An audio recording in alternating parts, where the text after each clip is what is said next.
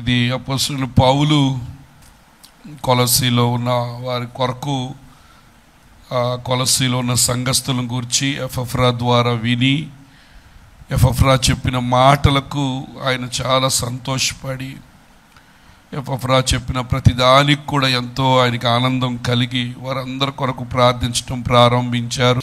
వాళ్ళకి చాలా మంచి గుణాలు ఉన్నాయి. ఒకటి, యేసుక్రీస్తునందు వాళ్ళకి విశ్వాసం ఉంది. రెండోది, సమస్త పరిశుద్ధులను ప్రేమించే గుణం ఉంది.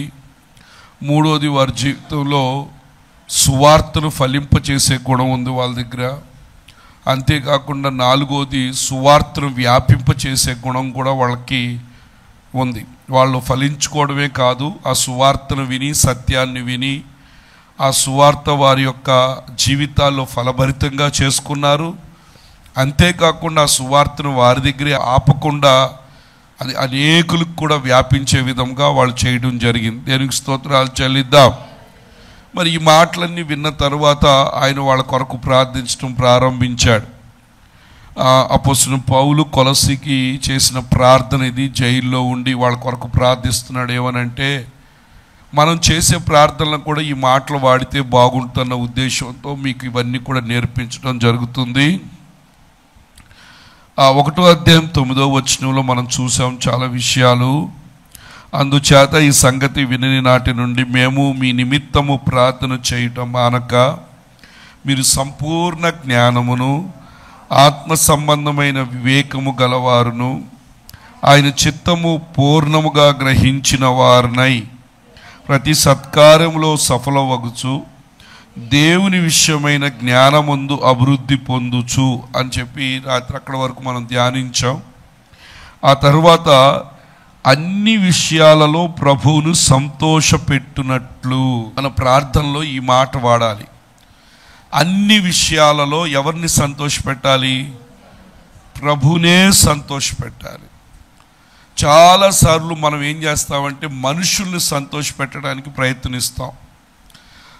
మనుషుల్ని వాళ్ళని ఏమంటారంటే వాళ్ళని ప్రైజ్ చేస్తూ ఉంటాం, వాళ్ళని గణపరుస్తూ ఉంటాం, వాళ్ళని గొప్పగా చేస్తూ ఉంటాం. ఎందుకంటే ఆ మనుషులు మనకేమన్నా సహాయం చేస్తారేమో, లేకపోతే ఆ మనుషులు మనకేమన్నా హెల్ప్ చేస్తారేమో అనుకుంటాం. కానీ దేవుని వాక్యం ఏం చెప్తుందంటే, నరులను ఆశ్రయించి శరీరులను తనకు ఆధారంగా చేసుకొనుచు తన హృదయములో నుంచి యెహోవాను తొలగించుకొనువాడు, దేవుని మీద ఆధారపడకుండా మనుషుల మీద ఆధారపడేవాడు శాపగ్రస్తుడంట.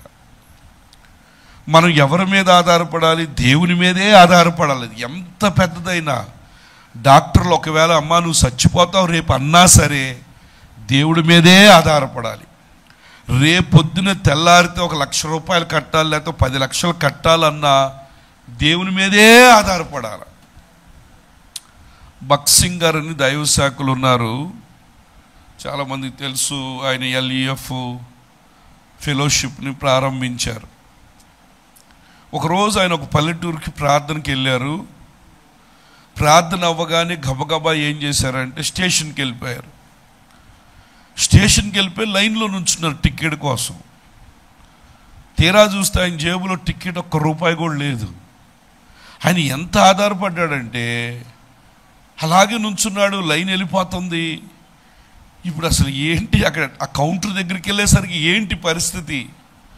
ఆయనకు నమ్మకం, నేను దేవుణ్ణి సంతోషపెట్టే పని చేస్తున్నా, నేను మనుషులు సంతోషపెట్టే. ఇప్పుడు సువార్త చెప్పడం అనేది మనుషులు సంతోషపెట్టేది కాదు, అది దేవుని సంతోషపెట్టే ప్రభు ఇచ్చిన బాధ్యత. ఇప్పుడు నాకు అసలు ఒంట్లో బాగా చాలా నీరసంగా ఉంది, జ్వరమో మరి మొత్తం గొంతంతా పచ్చి పుండులాగా ఉంది. అయినా నేనేమనుకున్నాను, ప్రభువా ఇది నువ్వు నాకు అప్పచెప్పే పని, రాష్ట్రం గారికి అప్పచెప్పలా, పిల్లలకు అప్పచెప్పలా, నన్ను నమ్మి ఈ బాధ్యత నాకు ఇచ్చావు కాబట్టి గొంతు మూసుకుపోయినా అలాగే నీ పని కొరకు నిలబడతానని చెప్పి. కొంతమంది ఏమనుకుంటారు అన్నీ సరిపడితే దేవుని, అట్లా కుదరదు, అలా ఉండదు. నేను మీకు ఒక సాక్ష్యం కూడా చెప్పాను. ఈ సాక్ష్యం మధ్యలో శ్రీదేవి అని బాపట్లలో ఒక ఆమె ఉంది, బ్రాహ్మణ కులంలోంచి. ఆమెకి మెడక్కుటే కళ్ళు కదులుతాయి, ఇక్కడి నుంచి పాదాల వరకు స్పర్శ లేదు, ఆమెకి స్పర్శ లేదు. ఒకరోజు ఒక దైవ సేవకుడు బాపట్ల వెళ్తే వాళ్ళ నాన్నగారు లెక్చరర్ అయితే ఆ పిల్లని ఒక స్ట్రెచ్చర్ మీద మంచం మీద తీసుకుని ప్రార్థన కోసం తెచ్చారు. పిల్ల చూస్తే చాలా అందంగా ఉంది, ముక్కు మొహం అంతా చక్క మంచి జుట్టు, కానీ తల దగ్గర నుంచి మెడ దగ్గర నుంచి నరాలన్నీ చచ్చిపడిపోయినాయి. సరే అని చెప్పి వాక్యం చెప్తూ దైవ సేవకులు సరే ప్రార్థన అవగానే మీకు ప్రార్థన చేస్తారంటే అట్లాగే ఆమెను అక్కడ పడుకోబెట్టారు. దోమలు కొడుతున్నాయి కానీ ఆమె కదుపులేదు, అసలు చేతులు కాళ్ళు కదలవు, అలాగే ఉంది. తర్వాత పాస్టర్ గారు వెళ్ళి ప్రార్థన చేస్తే ఆ మాట్లాడుతూ, అయ్యగారు మేము టీవీలో కరుణామయుడు సినిమా వస్తే అది చూసి మేము ప్రభువుని నమ్ముకున్నాం, మా నాన్నగారు ఇంకా విశ్వాసంలోకి రాలేదు, నేనైతే ప్రభువుని నమ్ముకున్నాను అని చెప్పి, నాకు కొన్ని బైబిల్ చదువుతున్నారు మా నాన్నగారు, మాకు కొన్ని చాలా డౌట్స్ వస్తున్నాయి, మీకు ఉత్తరం రాస్తాం, మీరు మాకు జవాబు ఇస్తారా అని అడిగితే పాస్టర్ గారు ఆమె పరిస్థితిని బట్టి, అమ్మా ఎవరు ఉత్తరాలకి ఇప్పుడు నీ ఉత్తరం మాత్రం జవాబు ఇస్తానని ఆయన ఊరు వెళ్ళిపోయినప్పుడు అక్కడున్న కింద సహచరులకి చెప్పాడు, ఇదిగో బాపట్ల నుంచి శ్రీదేవిని ఒక ఉత్తరం వస్తుంది, అది నాకు ఖచ్చితంగా తెచ్చి ఇవ్వండి అని చెప్పి ఇచ్చిన తర్వాత 1 సంవత్సరం పాటు ఆయన జవాబులు ఇచ్చాడు. తర్వాత ఉత్తరాలు రావటం మానేసినాయి. మళ్ళీ దైవ సేవకులకు ఆ బాపట్ల సువార్త చెప్పడానికి ఒక అవకాశం వచ్చి రాగానే ఆయన చాలా సంతోషంగా అక్కడికి వెళ్ళాడు. వెళ్ళగానే వాళ్ళని అడిగాడు, ఏమండి పోయినసారి మీటింగ్స్కి వచ్చింది పాప శ్రీదేవి, ఎక్కడ ఇల్లు అంటే రండి చూపిస్తామని తీసుకెళ్తే ఆ ఇంట్లో ఎవ్వరు లేరు, ఆ గేట్ పక్కన చిన్న షెడ్ వేసుకుని అక్కడ పడుకొని ఉంది. చూడగానే ఆయన ఏంటమ్మా అంటే, నాన్నగారు చనిపోయారండి, చనిపోయేటప్పుడు నా కోసం కొంత డబ్బులు బ్యాంకులో దాస్తే ఎదురుగా ఒక రెడ్డి అంకుల్ ఉన్నారు, ఆయన కూడా లెక్చరర్గా చేశారు, ప్రతి నెల కూడా ఆయన ఆ డబ్బులు వడ్డీ తెచ్చి నాకు ఇస్తారు, ఇంకా అట్లా బ్రతుకుతున్నారు, నాన్నగారు కూడా చనిపోయారండి అని చెప్పిన తర్వాత సరే ఆయన చూసి బాధేసినాక, మరి ఏం చేస్తున్నావమ్మా అంటే, నాన్నగారు ఆ వడ్డీ డబ్బులు తెస్తే గురువారం రైల్వే స్టేషన్కి వెళ్తున్నానండి, మంగళవారం ఏమో మార్కెట్ దగ్గరికి వెళ్తాను, శుక్రవారం వచ్చేమో ఆ సెంటర్లోకి వెళ్తాను. ఏంటి ఆ సెంటర్కి వెళ్ళటం ఏంటమ్మా ఎన్నంటే, కాదు మాకు ఒక రిక్షా వాడు ఉన్నాడు, వాడు నన్ను ఎత్తుకుని తీసుకెళ్ళి అక్కడ బస్టాండ్ దగ్గర పడుకోబెడతాడు, అక్కడ నేను అందరికీ దేవుని సువార్త ప్రకటిస్తాను, యేసయ్య గొప్ప దేవుడని పడుకుని అలా చెప్తుంటాను, ఒక క్లాత్ వేసి నన్ను అక్కడ పడుకోబెడతాడు, నాకు వచ్చిన ఈ నోరుతోనే నేను యేసయ్య గొప్ప దేవుడని అందరికీ చెప్తూ ఉంటాను, అట్లా ఈ వారంలో అలాగ చెప్పుకుంటా ప్రస్తుతానికి నేను చేస్తున్నానని చెప్పగానే పాస్టర్ గారు చాలా కన్నీరు వచ్చి, కాళ్ళు చేతులు బాగుంటే నాకు అది లేదు ఇది లేదని చెప్పి, నేను అందరికీ సుందరంగా కనపడితేనే నేను వాక్యం చెప్తా, లేకపోతే నేను చెప్పలేను అని అనుకోలే. ఆమెకి కాళ్ళు చేతులు లేవు, చాలా దీనావస్థలో ఉంది, మరి బాత్రూమ్కి వెళ్తే ఎట్లా జరుగుతుంది ఇవన్నీ మనకు తెలియవు, కానీ అయినా కానీ దేవుని సువార్తని చెప్పడానికి ఆమె వెనుకంచి వేయలా. ఈరోజు చాలామందికి మేకప్ లేకపోతే దేవుని వాక్యం చెప్పలేరు, లేకపోతే మంచి డ్రెస్ లేకపోతే దేవుని వాక్యం చెప్పలేరు, మంచి హంగు ఆర్భాటం ఉంటేనే నేను సువార్తకి యోగ్యత అనుకుంటున్నారు. ఏం కాదు, పిచ్చోడు ఎలాంటి వాళ్ళైనా దేవుని వాక్యం చెప్తే మనల్ని కాదు, మన దేవుని వాక్యం నోట్లోంచి వస్తున్నాడు, ఆ వాక్యంలో ఉన్న శక్తి మన అందము మన బాహ్య రూపం ఎవరిని ప్రభావితం చేయదు. సరే అని చెప్పిన తర్వాత ప్రార్థన చేశాడు ఆయన. ఇంకేం చేస్తారు, పాస్టర్ గారు వెళ్ళిపోయారు. ఒక 5-6 సంవత్సరాల తర్వాత రాజమండ్రిలో మీటింగ్ జరుగుతుంటే ఆయన మీటింగ్కి వెళ్ళాడు, పిలిచారు. ఆ మీటింగ్ ముందు ఒక సేవకుడు నిలబడి వాక్యం చెప్తున్నాడు, మా ఆత్మీయ తల్లి శ్రీదేవి, ఆమె ద్వారా నేను రక్షణలోకి వచ్చాను, ఆమె దగ్గర 30 మంది సేవకులు రక్షించింది, 800 మందికి బాప్తిసం ఇప్పించింది అని చెప్పగానే ఈయన ఆరాటపడిపోయి, ఎవరు ఏ శ్రీదేవి అని ఆయన సాక్ష్యం చెప్పి రాగానే, పాస్టర్ గారు మీరు ఇప్పుడు సాక్ష్యం చెప్తున్నారు, ఎక్కడ శ్రీదేవి అండి అంటే, బాపట్లలో అండి, వాళ్ళ నాన్నగారు లెక్చరరు అని. కాళ్ళు చేయిలు పనిలే మామ, ఒక్క నోటితో వెళ్ళి ఆ సెంటర్లో పడుకొని బస్టాండ్ దగ్గర, రైల్వే స్టేషన్ దగ్గర, మార్కెట్ దగ్గర ఒక రిక్షావాడితో తీసుకెళ్ళి అక్కడ గుడ్డేసుకుని పడుకుని సువార్త చెప్తే 800 మందిని రక్షించి 30 మంది సేవకులను తయారు చేసింది. ఆ భారం మన గుండెల్లోకి రావాలి. మనం నోరు తెరవనంత కాలం ఎవ్వరు కూడా దేవుని సన్నిధికి రారు. ఈసారి నేను కొదమ సింహం వల్లే రాలబోతున్నాను. యూదాగోత్రపు సింహంలో పుట్టావు నువ్వు. నేను యూదాగోత్రపు సింహం అయితే నువ్వు కూడా యూదాగోత్రపు సింహమే. నువ్వు సింహం కాబట్టి తోడేళ్ళని ఆ దెయ్యం ఏ విధంగా అయితే సాతానుగాడు వాడు మోసం చేస్తున్నాడు, వాడిని నువ్వు చీల్చేటట్టుగా ఉండాలి. నువ్వు ఎవరి సింహం? నా బిడ్డవు నువ్వు. నేను రక్తం ఇచ్చి నిన్ను నా సొత్తుగా నా పేరు ఇచ్చా నీకు. నా కొరకు నువ్వు పని చేయాలి. అనేకులకు దేవుని సువార్త కష్టమైన నష్టమైన అనుకోలా. అయ్యో నాకు కాళ్ళు లేవే, చేతులు లేవే. కొంతమందికి అజ్ఞానులు అంటారు. అజ్ఞానులు అందంగా ఉంటే వాక్యం చెప్తాం, అందంగా ఉంటే అందరు వింటారు. దేవునికి స్తోత్రాలు చెల్లిద్దాం. నీ నోట్లో దేవుని శక్తి లేకపోతే ఎవ్వడికి కూడా నువ్వు పని చెయ్యవు. ప్రభు శక్తి నీలో కనపడాలా. అందుకే ఇక్కడ అంటున్నాడు ఏమనో తెలుసా? ప్రభుని సంతోషపెట్టే మనుషులుగా మారాలి. మనుషులు సంతోషపెట్టడం కాదు. ఒక్కోసారి మనుషులకు నువ్వు నచ్చవు, ఒక్కోసారి మనుషులకి నీ పద్ధతులు నచ్చవు. ప్రభు పద్ధతులే నచ్చలేదు. నచ్చినాయా? యేసు ప్రభు వారు ఈ లోకంలో ఉన్నప్పుడు అందరికి నచ్చాడా? మత పండితులు అనుకునే వాళ్ళకి నచ్చలేదు. శాస్త్రులు, పరిసయ్యులు, సద్దకయ్యులకి ఎవ్వరికీ నచ్చలేదు. ఎదుటి వాళ్ళకి నచ్చాలని నువ్వు ప్రయత్నిస్తున్నావు అంటే దేవునికి దూరం అయిపోతావు. ప్రభుకు నచ్చే విధంగా బ్రతకటం కొరకు నువ్వు ప్రార్థన చేసుకోవాలి. అయ్యా నీకు నచ్చే విధముగా నన్ను మార్చయ్యా, నువ్వు మెచ్చే విధముగా నన్ను మార్చు నాయనా. నా ఆలోచన, నా తలంపు, నా బుద్ధి, నా జ్ఞానం నీకు నచ్చే విధంగాను. నేను మనుషులకు కాదు, మనుషులను సాటిస్ఫై చేయడానికి నేను రాలేదు ఇక్కడికి.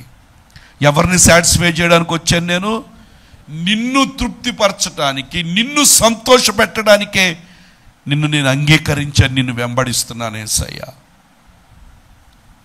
అని చెప్పి దేవుని సన్నిధిలో మనం సాగవలసిన వారమై ఉన్నాం. దేవునికి స్తోత్రాలు చెల్లిద్దాం. హల్లెలూయా, హల్లెలూయా.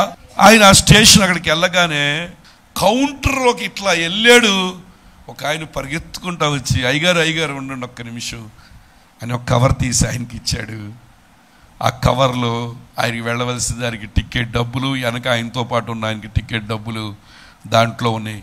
కౌంటర్ దగ్గరికి వెళ్ళగానే పరిగెట్టుకుంటా దేవుడు అద్భుతం చేశాడు. దేవునికి స్తోత్రాలు చెల్లిద్దాం. అలాంటి అద్భుతాలు. అందుకే ఆయన సేవ పరిచర్యలు చూస్తే మీరు ఎంత సేవ ఎలా చేశారంటే రండి చూపిస్తానని లోనకు తీసుకెళ్తే ఆయన మోకరించిన చోట గుంతలు పడిపోయి ఉన్నా, ఈ గుంతల్లోంచి నేను మొత్తం కూడా తోడుకున్నాను అని చెప్పాడు. దేవునికి స్తోత్రాలు చెల్లిద్దాం. హల్లెలూయా, హల్లెలూయా. ప్రియమైన దేవుని బిడ్డలారా, సేవ అంటే ఏదో సరదా, సేవ అంటే ఏదో భుక్తి కోసమో, కడుపు కోసమో, బట్ట కోసమో, ఏదో సోకులు, అందాలు, లేకపోతే ఆర్భాటాల కోసం కాదు. ఒక్కోసారి సేవలో కష్టపడాల్సిన పరిస్థితి ఏర్పడదు. అదొక సేవకుడే కాదు, ప్రభు నమ్ముకున్న ప్రతివాడు ప్రతిరోజు సిలువెత్తుకుని నడిచేవాడికి శ్రమే. దేవునికి స్తోత్రాలు చెల్లిద్దాం. అందుకే ఆశా భక్తుడు ఏమంటాడు తెలుసా? అయ్యో నేను నిర్మలుడునై నన్ను నేను కడుక్కుని శుద్ధి చేసుకుని ఉంటే ప్రతిరోజు నాకేమొస్తుందో తెలుసా? శిక్ష, బాధ వస్తుంది. అంటే దాని అర్థం ఏంటో తెలుసా? ఒకళ్ళు నిన్ను తృణీకరిస్తున్నారంటే, ఒకళ్ళు నిన్ను హేళన చేస్తున్నారంటే, ఒకళ్ళు నిన్ను పట్టించుకోవట్లేదంటే, ఒకళ్ళ దృష్టిలో నువ్వు ఎన్నిక లేకుండా ఉన్నావంటే దాని అర్థం ఏంటో తెలుసా? నువ్వు దేవుని నియమంలో సరిగ్గా ఉన్నావు కాబట్టే వాళ్ళల్లో ఉన్న దెయ్యం ఏం చేస్తుందో తెలుసా? నువ్వు చేసే పనికి విలువ కూడా లేకుండా చేస్తూ ఉంటుంది. దేవునికి స్తోత్రాలు చెల్లిద్దాం. జ్ఞానం ఉన్నోళ్ళైతే తెలుసు విలువ. జ్ఞానం ఉన్నోళ్ళకు ఉంటుంది. అయ్యో దేవుని కాడి మోస్తున్నప్పుడు, యేసు ప్రభువు ఆ సిలువు మోస్తుంటే పక్కన ఎవరో రాలా, ఆయన పేరు నాకు గుర్తులేదు. ఆ సిలువు మోయడానికి ఆయన కూడా సీమోను, కురేనుడైన సీమోను వచ్చి ప్రభు సిలువను ఆ రోజు మోసాడు. దేవునికి స్తోత్రాలు చెల్లిద్దాం. అలా ఈరోజు మోసేవాళ్ళు. అందుకే ప్రభు చెప్పారు ఏమని తెలుసా? ఆయన గెత్సేమనే తోటలో చెమట రక్త బిందుగా వేదన పడుతుంటే శిష్యులు ఏం చేశారు? హ్యాపీగా. ప్రభు ఏమన్నా తెలుసా? నా కొరకు ఏమన్నా తెలుసా? నా కొరకు ఒక్క గడి అయినా మీరు మేల్కొని ఉండలేరా? నాకు ప్రార్థన కావాలి, ఈ సమయంలో నాకు ప్రార్థన సపోర్ట్ కావాలి. నా కొరకు ఎవ్వరు కూడా మీరు ఈ రోజులంతే ఎవ్వరు సపోర్ట్ ఉండరు. మీరు ఉన్నారనుకుంటున్నారు, మీరు చాలా భ్రమలో ఉన్నారు. పిల్లలు లేకపోతే అందరు నా చుట్టూన్నా నాకేం బాధ లేదు అనుకుంటున్నావు. ఎవ్వరు ఉండరు. నీకున్నది ఒకే ఒక్క సపోర్ట్ ఎవరో తెలుసా? ప్రభు అయిన యేసుక్రీస్తు. అక్కడ ఆయన తప్ప ఎవ్వరు లేరు ఈ లోకంలో. నిన్ను పట్టించుకునే నాదుడు ఒక్కడు కూడా లేడు, యేసయ్య. అందుకే ఆయనే పట్టుకోను, ఆయన పాదాలే పట్టుకోను, ఆయన వైపే చూడు. మనుషుల వైపు చూడొద్దు. నువ్వు మనుషుల వైపు చూస్తే ఈరోజు నిన్ను మెచ్చుకుంటారు, రేపు నిన్ను హేళన చేస్తారు. ఈరోజు నిన్ను గౌరవిస్తారు, రేపొద్దున ఇష్టానుసారంగా మాట్లాడతారు. నీ ముందు ప్రేజ్లాడు అంటారు, వెనకెళ్ళి ఇష్టం వచ్చినట్టుగా మాట్లాడతారు. కాబట్టి ఎవరిని పట్టుకోవాలి తెలుసా? ప్రభునే సంతోష పెట్టాలి. కష్టమైనా, నష్టమైనా, వ్యాధి అయినా, బాధ అయినా, ప్రభువా నువ్వు నాకు దిక్కు నాయన, నువ్వు తప్ప నాకెవ్వరు కూడా లేరు. నువ్వే నా ఆధారం, నువ్వే నా సర్వస్వం. నేను నిన్ను విడిచిపెట్టి నేను ఎక్కడ, అందుకే దావీదు అంటాడు, అయ్యా నిన్ను వదిలిపెట్టి నేను ఎక్కడికి వెళతానయ్యా? ఆకాశానికి వెళ్ళినా అక్కడ నువ్వు ఉన్నావు, పాతాళంలోకి వెళ్ళినా అక్కడ నువ్వు ఉన్నావు, నేను ఈ సముద్రం ఎక్కడికి వెళ్ళిపోయినా అక్కడ నువ్వు ఉన్నావయ్యా. నిన్ను విడిచిపెట్టి నేను ఎక్కడికి వెళతాను? అందుకనే మన ప్రార్థనలు ఏముండాలో తెలుసా? ప్రభుని సంతోషపెట్టే వ్యక్తులుగా మనం మారిపోవాలి. కొన్నిసార్లు శారీరకంగా దేవుని బాధ పెడుతుంటాం, కొన్నిసార్లు శారీరకంగా ప్రభుకు అయిష్టంగా బ్రతుకుతూ ఉంటాం, కొన్నిసార్లు తెలివి తక్కువతనంగా శరీరం మన మీద ఎక్కువ ప్రభావితం చేసి ఈ మైండ్ శరీరం కలిసి ఆత్మను అణిచిపెట్టి దేవునికి ఇష్టం లేకుండా బిడలుగా బ్రతకడానికి ప్రయత్నిస్తూ ఉంటుంది. మనం అవన్నీ కూడా పక్కన వదిలిపెట్టి, అయ్యా నీతిమంతుడట ఎన్నిసార్లు పడిపోయినా తిరిగి లేవకుండా ఉన్నాడు, 7 మార్లు పడి తిరిగి లేవకుండా ఉన్నాడంట. మళ్ళీ లేకటం, అయ్యా నన్ను క్షమించు, నాలో ఏమైనా లోపాలు ఉంటే నన్ను క్షమించు నాయన, నేను నిన్ను సంతోషపెట్టే బిడగా నన్ను మలచు నాయన, నువ్వే నా దిక్కు నాయన, నువ్వే నా ఆధారం నాయన, నీ సన్నిధి నుంచి నేను ఎక్కడికి. దావీదు అంటున్నాడు, చిరకాలం యెహోవా మందిరములో నేను నివాసము చేయగోరుచున్నాను. దుప్పి నీటి వాగుల కొరకు ఆశపడుతున్నట్లు కొరవ కుమారులు చెప్తున్నారు అనుకుంటా, నా ప్రాణం దేవుని కొరకు ఏమవుతుందంట? అది ఆ తృష్ణలోకి రావాలి. మనం ఆ తృష్ణలోకి రావాలి. పైన భక్తి మానేయండి. ఏదో అందరి ముందు ఏదో భక్తి గల నటించటం కాదు, నీలో ఆ శక్తి ఏమవ్వాలో తెలుసా? కనపడాలి. దేవునికి స్తోత్రాలు చెల్లిద్దా. ప్రార్థిస్తున్నామంటే ఖచ్చితంగా ఆ కార్యాలు నువ్వు చూడాలి. ఖచ్చితంగా దేవునికి స్తోత్రాలు చెల్లిద్దా. హల్లెలూయా, హల్లెలూయా. అందుకే ప్రార్థన చేస్తున్నాడు. మొదటిగా ఏమని చేశాడో తెలుసా? యా జ్ఞానం దయచే వీళ్ళకి, రెండోది వీళ్ళకి ఆత్మలో వివేకం దయచే నాయన, మూడోది ఏమని ప్రార్థన చేస్తా? అయ్యా నీ చిత్తాన్ని సంపూర్ణంగా గ్రహించేవారుగా ఉంటాను కృప దయచే. నాలుగోది ప్రతి సత్కార్యంలో సఫలమవునట్టుగా చేయి నాయన. తర్వాత నిన్ను గూర్చిన జ్ఞానం వీళ్ళకి దయచే నాయన. తర్వాత నిన్ను ఎలా సంతోష పెట్టాలో అన్ని విషయాల్లో. ఎవరిని సంతోష పెట్టాలంట? ఒకసారి మనం ఆలోచిద్దాం. అన్ని విషయాల్లో ప్రభుని సంతోష పెడుతున్నామా? మాటల్లో దేవుని సంతోష పెడుతున్నామా? వ్యక్తిగత ఆత్మీయ జీవితంలో ప్రభు సంతోషపడుతున్నా?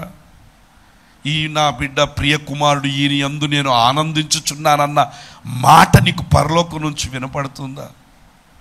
ప్రభు పని పట్ల బాధ్యత కలుగున్నావా?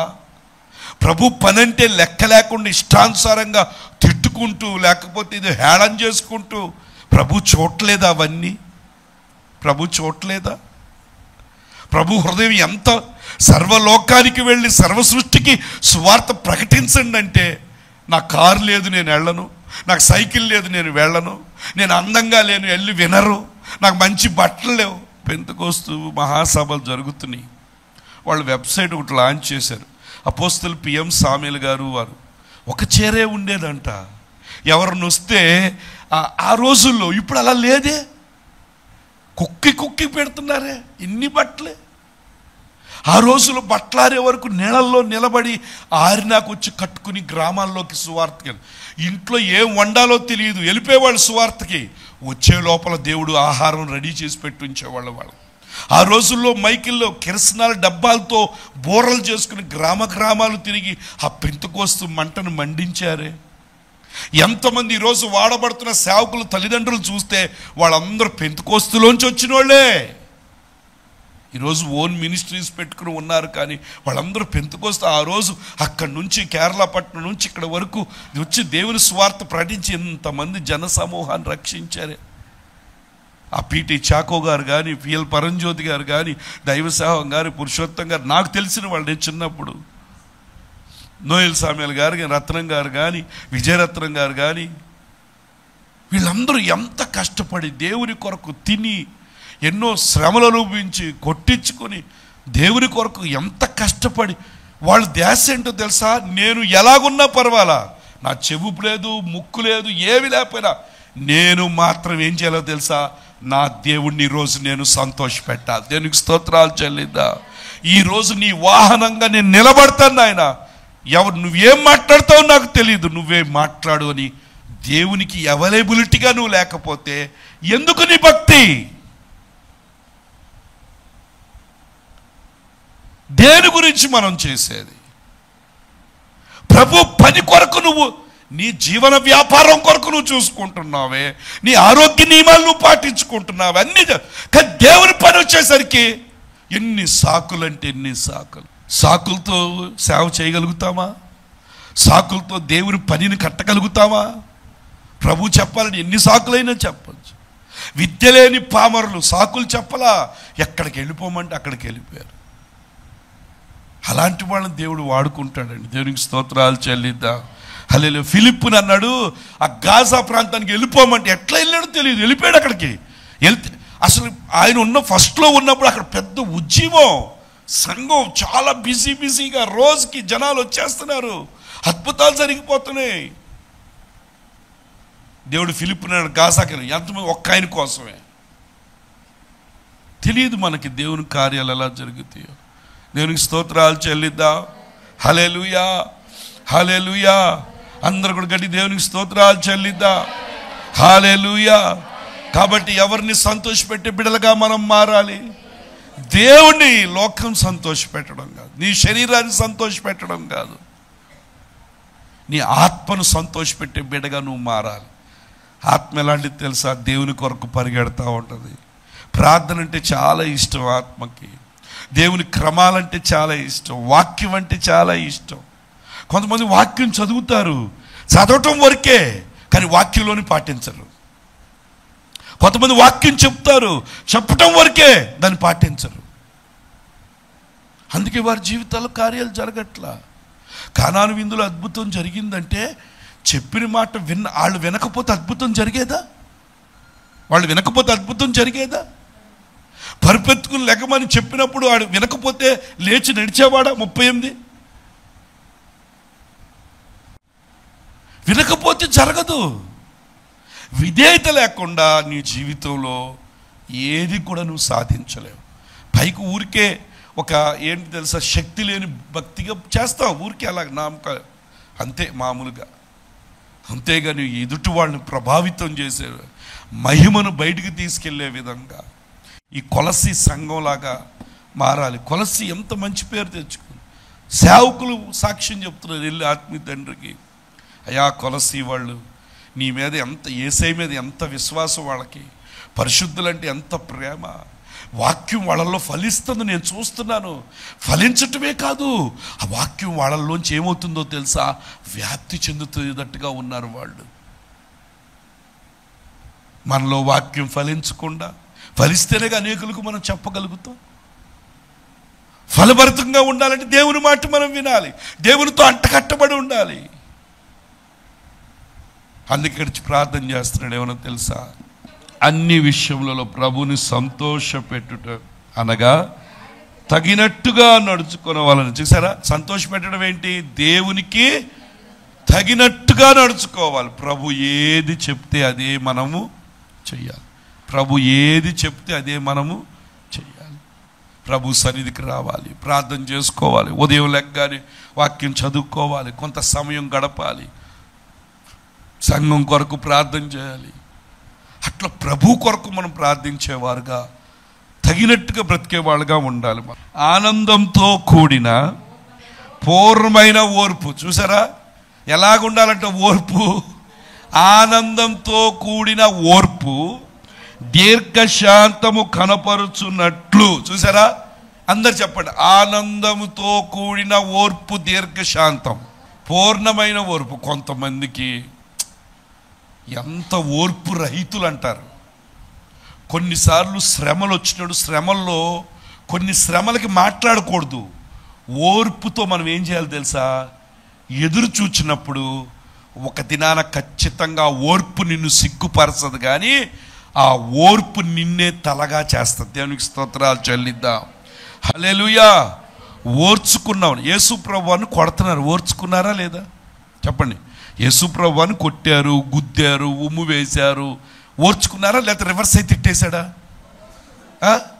ఆ ఓర్పు ఏం చేసిందో తెలుసు? ఈరోజు అన్ని నామముల కన్నా పైనామంగా చేసేసింది. దేవునికి స్తోత్రాలు చెల్లిద్దాం. కొన్నిసార్లు మన జీవితంలో కలుగుతున్న శ్రమలకి మనం గందరగోళం కాదు, ఓర్పు. అయ్యా నాకు ఓర్పు దయచేయి, అయ్యా నాకు పూర్ణమైన ఓర్పు, దీర్ఘశాంతం.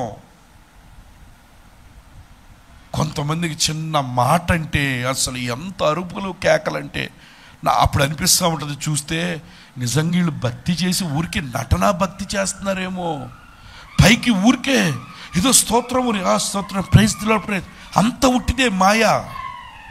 నిజంగా వాక్యం నీలో పనిచేస్తే నీలో ఏం కనపడాలి తెలుసా? ఓర్పు కనపడాలి. నిజంగా యేసయ్య వాక్యం నీలో పనిచేస్తూ ఉంటే, నీ ప్రాణాత్మ దేహాల్లో అది పనిచేస్తే ఖచ్చితంగా నీలో ఏం కనపడాలి తెలుసా? ఓర్చుకునే గుణం ఉంటుంది. ఓర్పు అంటే అనేక ద్రోహ కార్యాలను జరగకుండా ఆపుద్దంట. ఓర్పు, దీర్ఘశాంతం, ఇవి ఆత్మ ఫలం. ఇది దీర్ఘశాంతం ఏంటో తెలుసా? దయాళత్వం, దీర్ఘశాంతం, ఇవన్నీ కూడా ఆత్మఫలం. నిజంగా నువ్వు దేవునికి ఇష్టమైన బిడ్డగా నడుచుకునే బిడ్డవైతే నీలో ఏముండాలో తెలుసు. కొన్నిసార్లు ఓకే ప్రభువా, ఈ విషయాన్ని నీ చేతిలో పెడుతున్నాను, నువ్వు నాకు ఏనాడు కీడు చేయలా, ఎప్పుడు నాకు మేలే చేశావు. నేను పాపంలో కొట్టుమిట్టాడుతూ పాపంలో నేను నశించిపోతుంటే నా కొరకు నేను అడగకుండా నీ కుమారుడు నీ లోకానికి పంపించి ఆయన రక్తం ద్వారా నన్ను రక్షించుకున్నావు.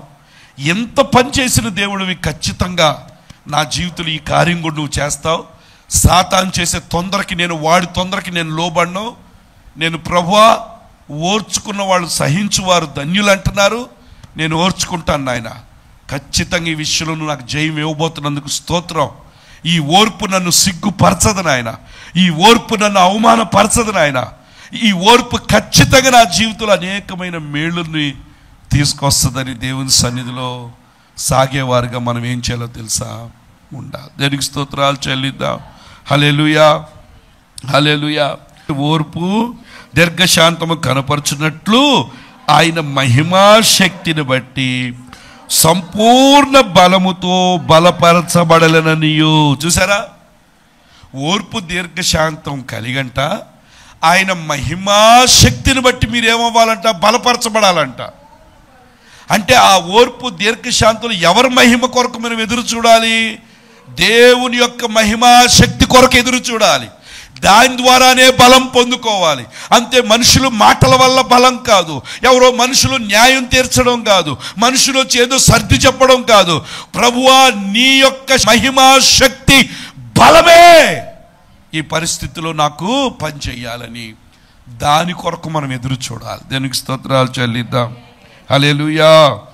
ఆనందంతో కూడిన పూర్ణమైన ఓర్పు దీర్ఘశాంతము కనపరచున్నట్లు ఆయన మహిమ శక్తిని బట్టి సంపూర్ణ బలముతో బలపరచబడవలననియు తేజోవాసులైన పరిశుద్ధ స్వాస్యములో పాలివారు మగుటకు మనలను పాత్రులుగా చేసిన తండ్రికి మీరు ఎప్పుడు కూడా ఏం చేయాలంట? కృతజ్ఞతాస్తుతులు. అది ఏ స్థితిలో మనం ఉన్నామో ఆ స్థితిలో దేవునికి ఏం చేయాలో తెలుసు? ఎప్పుడు కూడా thank you lord, thank you Jesus, కృతజ్ఞతాస్తుతులు మనం ఏం చేయాలంట? చెల్లించాలి. దేవునికి స్తోత్రాలు చెల్లిద్దాం.